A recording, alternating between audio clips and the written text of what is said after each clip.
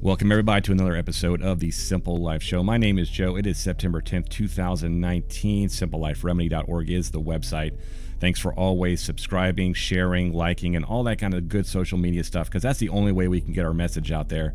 So I would really appreciate it if you did that. If you found anything or if you hear anything that is of any value to you, I would appreciate if you did that, because we are a 401c charity. Moving forward, I did see this this picture in front of you in my feed. Now, I normally don't even comment on these things, but I really just felt like just making a quick video on it because I've had this on my mind, in one way or another all the time, as far as, I'm always thinking about this country and how it was formed and why it's so important, why the Constitution is so important, why the Declaration of Independence was so important at that time. So you really had to look at this through context. Now, I'll read these quotations that were ascribed to the founding fathers here. First one, Thomas Jefferson: "Christianity is the most perverted system that has ever shone on man." Benjamin Franklin: "I have found the Christian dogma unintelligible." John Adams said this would be the best of all possible worlds if there were no religion in it. George Washington: "The Constitution is the guide which I will never abandon." Now, is it true they said all these things? Absolutely, it's true. They said all these things. So if you stop there, if you just stop there, you're like, you have no choice but to think, well, it really sounds like these guys weren't even religious at all. They probably were atheists. And then you just move on, right? Obviously, this country was formed on atheist values, right? Well, that's what they want you to think, but I'm here to tell you that is not true. That this country was not formed on specifically secular values. It was formed on the separation of this church and state. I will give you that. But I do not believe it was not founded as a Christian nation. Now, Benjamin Franklin and a lot of the founders were ascribed as being deist, which means that there is no real personal relationship with God. George Washington was more of a religious man, grew up in the church, married into a Christian family, and there's a lot of rich history when it comes to that with all these founding fathers. And for lack of time, I'm not going to really get into it. I'm going to really talk about why all of this is wrong. Now, you really have to think about where all these founding fathers and the history and where they came from and what their mindset was at the time. You have to understand that the British rule and the British monarchy, you have to start there.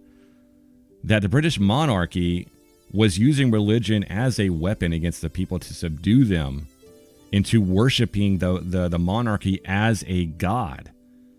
They had a lot of perversions of the Christian faith. We start here with Thomas Jefferson. Christianity is the most perverted system that has ever shone on man. Now, what he's talking about is not Christianity is perverted.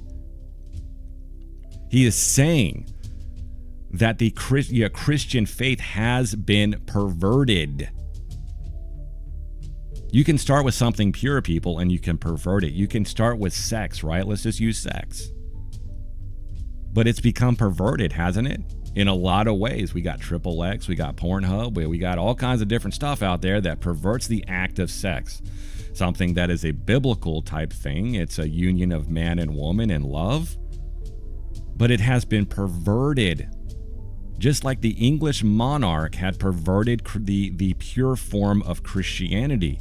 Now, all of these founding fathers had no choice but just to be deist at this time because they could not align themselves with the idea of the Christianity that was being pumped out of the British monarch. Okay, and if that's where you can do a full stop right there. That's where they all have everything in common. All of the founding fathers were rebelling against the religious foundations of the British monarch. They did not agree with it. They did not believe that they went along with the pure form of Christianity, that all men are created equal, that we're all free. That concept is found all throughout the New Testament, and they knew that. And they did not agree with that. That's why there was a rebellion against the British rule. They did not agree with how things were being set up. They wanted everything to be separate. They did not want a theocratic type of government as was as was very common in the past, and it was actually making a resurgence at that time, and they did not want anything to do with it. Now, there, of course, were plenty of people during that time that were still loyalists to the British rule. And, of course, anytime there's a rebellion, you're not going to have 100% of people behind you. But when we're talking about religion, the founding fathers did not like the form of Christianity as it was being preached, as it was being put onto the people. And that is one of the biggest concepts that a lot of people do not understand about the founding fathers and religion itself. They had no choice but to be deist at that point. Now, Benjamin Franklin has been known to say a lot of different things in his past, but he's also been known of talking about very fondly of God and how God intertwines everything. He binds everything, especially towards his own death. He has never strayed from that idea. He says the Christian dogma unintelligible. You know why he said that? It's because of all of the perversions of the Christian faith that was happening under British rule. You see how when you can see a lot of this stuff, you can see on the face that, okay, all of these, when you first read this, if you're uninitiated, if you haven't really understood why the revolution took place, then you can say our founding fathers were secularists. They were atheists. They didn't believe in God. They hated Christianity. And this is an absolute 100% lie. And I want to arm you with these things. Now we go further, and this is one of the last things I'll talk about because it's not that hard to understand. We could talk about the history of the Puritans and the Reformation and all that kind of stuff, and I could talk for another hour on that, but I'm not going to do that to you. You don't need to know any of that. All you need to know is that when Christianity went through a lot of upheavals. It went through a lot of sinful and evil type of manipulation, and it went through a lot of perversions, especially through the English church. And people were sick of it. They didn't want to have anything to do with it. The Puritans were the first to strike first, but they had the wrong idea because they ended up doing the same thing. They end up being almost just as intolerant to religious freedom as the British monarch was. And of course, this led to a lot of problems, most notably the Salem witchcraft trials. Of course, we all have heard of that. And we use this, but we have to understand there's been several iterations and evolution of the idea of what Christian faith is, trust in Jesus, and the idea of free will, and also, civil disobedience against tyrannical governments. Now, government is ordained by God, but God will totally allow, and it's biblical, to revolt against a tyrannical government that perverts the idea of who Jesus was and the idea of the Christian religion. Now, this is completely biblical. So we go further and we see here that, I'll just go ahead and read just a few things here. It'll make a lot of sense. When the British autocratic tyranny began to increase toward America preceding the Revolution, those ancient theological debates were renewed. So they started thinking about it again. They started talking about it again. Okay, a lot of the founding fathers were like, well, this is not right. This tyranny against us is not correct. And it was a religious tyranny too. Mainly a religious tyranny, but the Presbyterians, Lutherans, Baptists, Congregationalists, and most other denominations of that day adopted the theological viewpoint presented by Luther, Calvin, of course, George Washington, and Benjamin Franklin. They were, George Washington was more of a Calvinist. Rutherford, Poinet, Mornay, and so on and so on, and other theologians across the centuries. In fact, John Adams, specifically recommended the theological works of Poinet. Okay, so we go back and what John Adams was saying, that he would rather not be any religion. What he was talking about was that he was sick of what the perversion of the Christian religion had happened, and what the British monarch was doing to it. We go further by saying, on the basis of those numerous historical theological writings, which significantly had also regularly preached from American pulpits for decades prior to the American Revolution, Americans embraced two specific theological positions that guided their thinking and conduct in the conflict with Great Britain. So there was this idea, and the reason why a lot of people did not want to go toe-to-toe with the British is because they felt that it was against God to do so. But that was the main problem, is that the British monarch was the one that was actually saying that. They had perverted the idea and the whole concept of Christianity. They had taken a lot of the stuff out and created their own religion, upon themselves. They had created their religion where they were the gods. So naturally, the people that subscribed to this belief, they were afraid that they were going to go against God if they chose to give any credibility to this revolution. It took a long time, of course, for the founding fathers and those who subscribed to this to convince other people to join them. We know this. Furthermore, therefore, a crucial determination in the colonists' biblical exegesis was whether opposition to authority was simply to resist the general institution of government, an institution ordained by God himself, or whether it was instead to resist tyrannical leaders who had themselves rebelled against God. That's a key. When they realized and they had studied the actual scriptures, they had come up. They had their aha moment. They said, "Hey, look, we're not rebelling against God. We are rebelling against those who are rebelling against God." And once they came to that conclusion, then everything that followed from that was based on a biblical mindset, a true biblical mindset.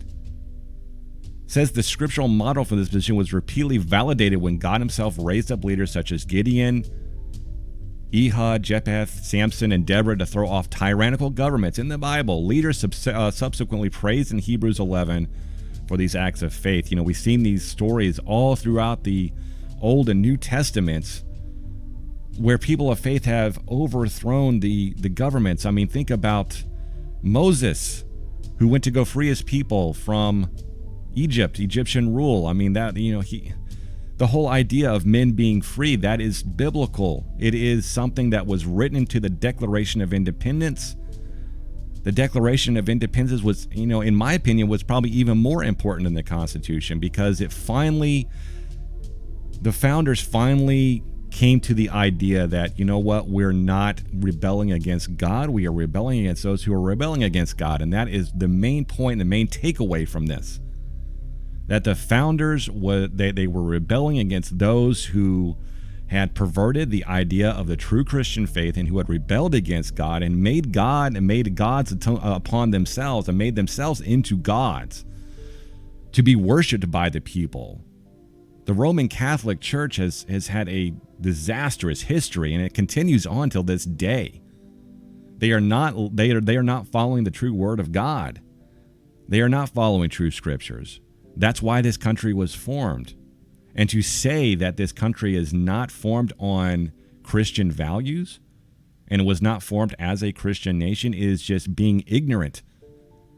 And I want to put to bed a lot of these ideas that the founding fathers were atheists or whether they were just pure secularists and this country was formed on secular. No, it wasn't. This country was formed biblically as an opposition to a tyrannical government that had taken over the idea that they are gods and they have ordained themselves as given power from God over the people. Okay, and this is really important to understand. Goes further. In fact, Samuel Adams, another founder of the American Revolution and signer of the Declaration of Independence, specifically recommended the study of the scriptures in order to understand the basis of American struggle against a tyrannical king. He says the rights of the colonists as Christians may be best understood by reading and carefully studying the institutes of the great lawgiver and head of the Christian church, which are to be found clearly written and promulgated in the New Testament. There it is, folks.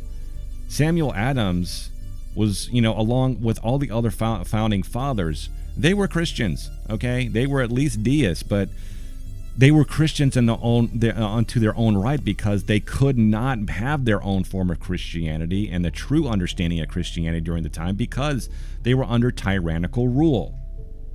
This is something you have to understand. You have to understand your history, where all these men came from, what their mindset was, how the context of the historical time.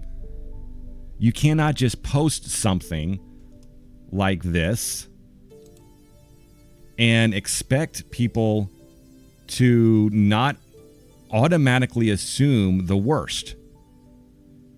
We have a problem in this country of not understanding history and not really reading anything about history and not putting things into context.